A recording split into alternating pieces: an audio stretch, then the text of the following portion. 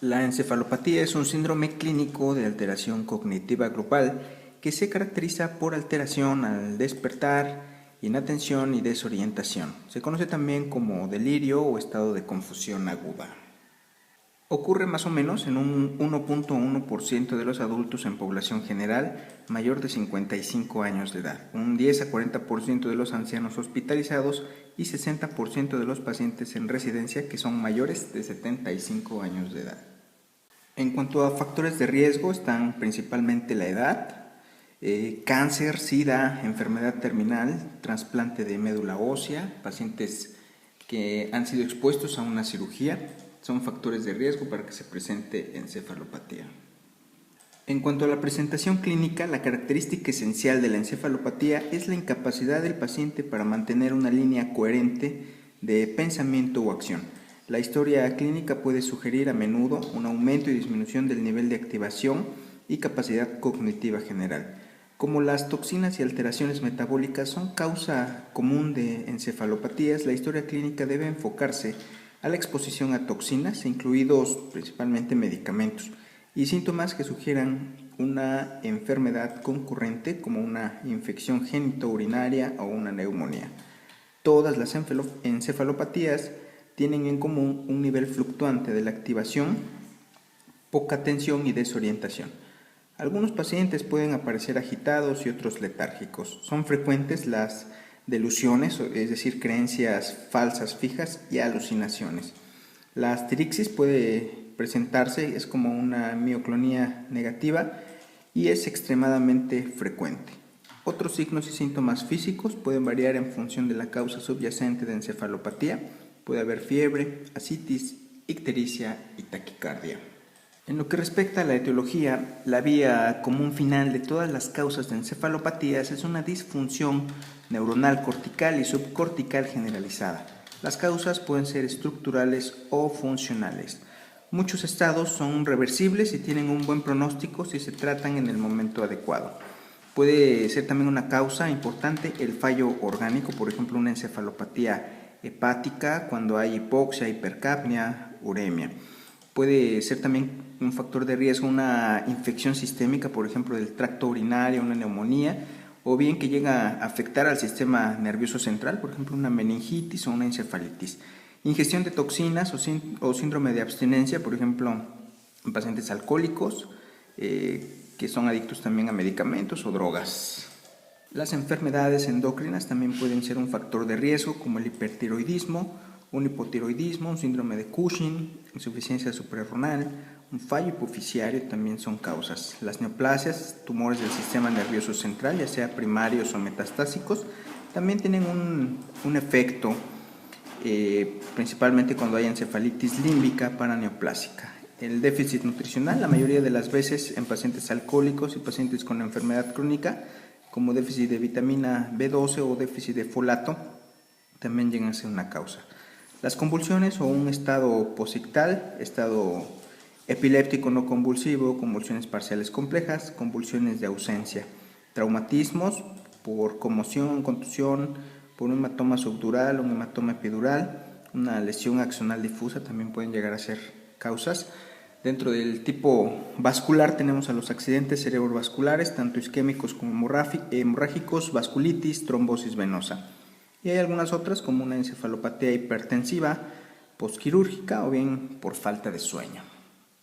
El diagnóstico diferencial debe hacerse principalmente con demencia, que se distingue de la encefalopatía por una historia clínica de deterioro cognitivo, con progresión lenta en el tiempo. La fluctuación de la función cognitiva es rara, excepto en la enfermedad de los cuerpos de Lewy difusa.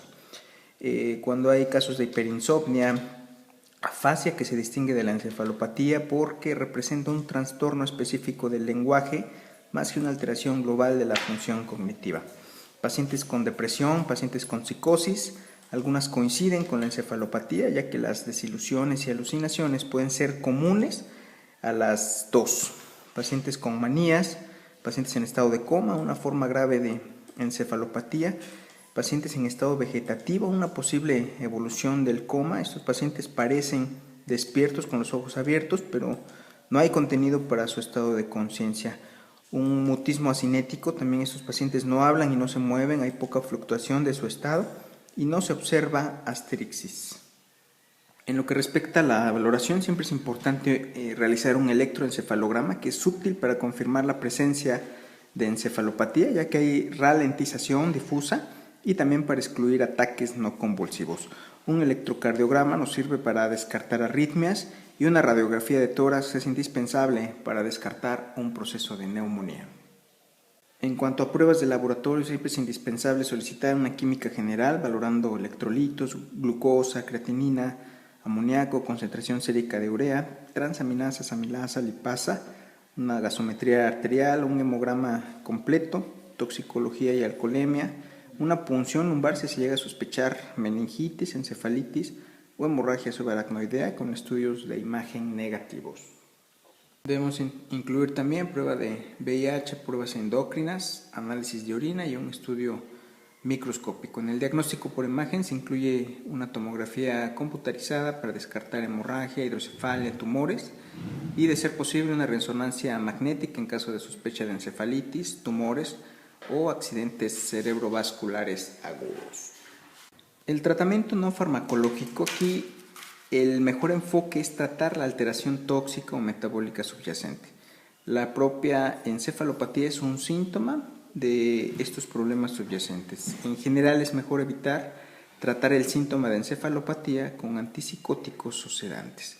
En cuanto al tratamiento agudo, se debe administrar glucosa en caso de hipoglucemia, antibióticos en caso de infecciones.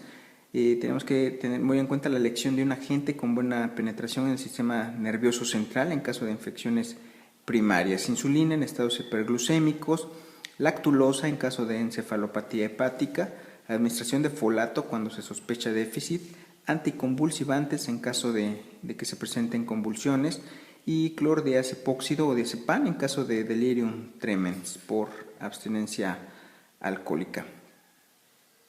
Se utilizan también antiepilépticos en pacientes ya diagnosticados con epilepsia, esteroides inmunosupresores en caso de vasculitis del sistema nervioso central y antihipertensivos en caso de una encefalopatía hipertensiva. Y por último, cabe resaltar que la encefalopatía es muy frecuente en los pacientes ancianos y es más que nada un síntoma, no una enfermedad. Normalmente llega a ser reversible cuando la patología subyacente se trata o se llega a tratar en el momento adecuado y no dejar evolucionar los padecimientos. Ante cualquier sospecha clínica siempre es recomendable visitar al médico.